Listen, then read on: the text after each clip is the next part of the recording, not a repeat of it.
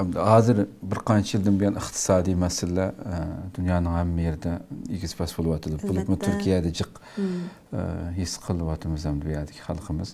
Ama shu yaqinqi yillardan buyon nurg'un iqtisod sabablik g'arb dunyosiga har xil shaklda ketayotganlar bo'lyapti. Sizce hamda shu çünkü bir millatninki, milliy kimligi har jihatdan saqlanib qolishini o'ylash kerak. Bu cho'ng bir masaladir. Bir insandan bir yerden bir yerga ko'chib muhacirat yo'liga chiqishi.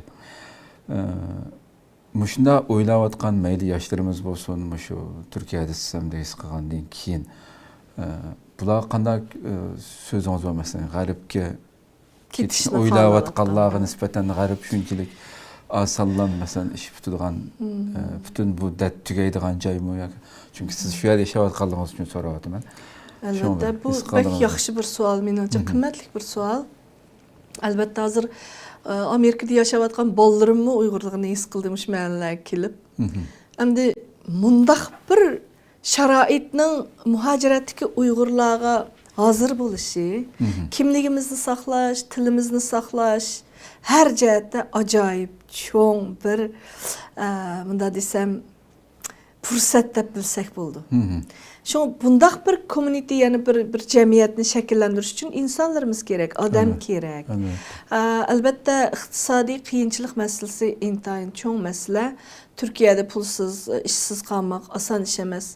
Neyni sakallık ballarımızın yollarda durup, xijil bulup durup, aşı su sitivatkallıklarını köygende jürgüm şunçilik emdi.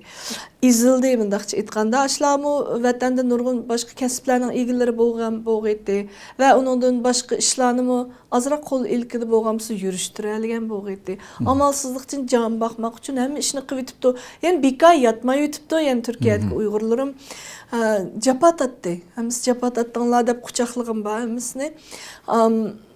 Fakat amal bulmay, hem de g'arbga ketayotganlarmi sal o'zini tekshirib ko'rishni umid qilmay. Yani siz g'arbning go'zalligini ko'rishdan boshqa, siz yani iqtisodiy ahvolni ko'rishdan boshqa u yerda bizdek musafirlarga qanchalik bir imkoniyatlar yaratilgan.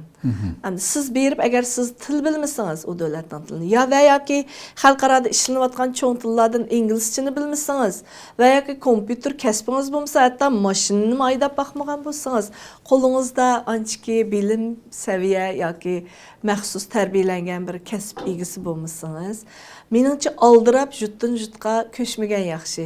Qandaq bo'lmasin, miyada Uyg'urlar bir-biriga yordam qilib, sizni osh qo'ymaydi shundaqku, uysiz qo'ymaydi, hech bo'lmasa 2 kun yordam qildi, bir kun yordam qildi. Hayot kechira olasiz o'zingizning qiyin o'tkildan o'tilish uchun. Bu chet el deganning rahimsiz taraflarimi intayin ko'p. Siz yot bir millatga, yot bir insonga hatta ishigini ichib bermaydi. O'zining davlatidimi, masalan, Amerikadami siz shundaq trespassing deydi.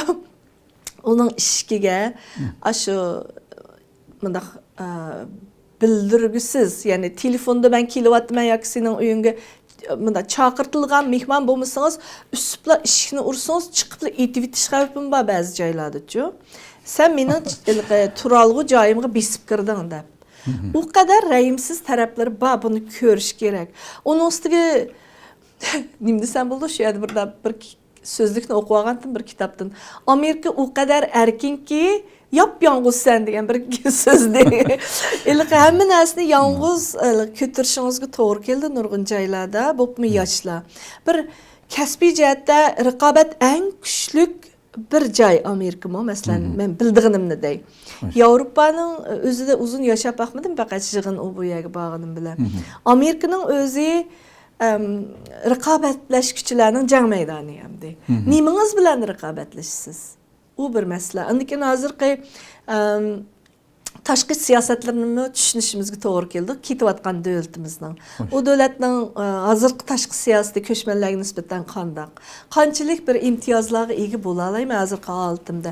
Bu narsalarni tadqiq qilmay turib, voy men falon yerdagi bir do'stimdan anglashimcha bak yaxshi yashaydi ekan deblar, birisining gapiga ishinib va yoki o'zingiz ko'rib olgan anchiki xushallanarlik, go'zal xabarlarni anglabla tavakkul qilish menimcha pek muhata. Tevekkül qilish uchun sizda bir oldin ko'rarlik bo'lish kerak. Shunga men yoshlarımızın mındaqlı dəmallıqla hayacanı tayinib, yəni bir dövlətdən bir dövlətə səfər qilishni ancha bək to'g'ri yo'l deb qaramayman.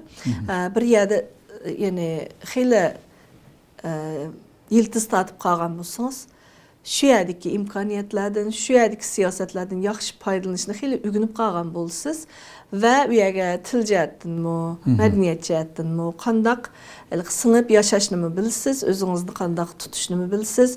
Shunga bu nayte muhim bir tayyorlik bosqichini boshdan kechirgan ko'chish bo'lishi kerak menimcha. Hamda musafir bo'lgan har bir inson nisbatan o'zining davlati bo'lmagan bir yerda yashash tez, hammamizga tez. Amerikada yashayotgan bizlarga tez hatto. Shu mencha Uyg'urlarimizga qancha yaqin yashasa, qancha ashlarning ichida bo'lsak, texmi yaxshi. Men hamda yo'ldoshimning xizmati sababli Orlandoga ko'chdim. 3 yil bo'ldi Orlandoda yashayapmiz. Uyg'urlarni shunchalik seg'inib ketdim. Uyg'urcha gap qilishni seg'inib ketdim. Ba'zi Virjiniyaga berib kelaychi deb tamshil baqamay bolalarni tashlab. Ashundaq hamda Uyg'urlik bizningki sağlam, yani hissi, tuyg'ularimizning normal yashashida işte bir biz bek aşındaq özümüzning jamoatiga bek bog'lanishli bir millatkanmiz. Shu Uyg'urlarning ichida texmi o'zini baxtli, huzurli his qilamdik deb o'ylayman. Ko'p rahmat, Alloh razı olsun.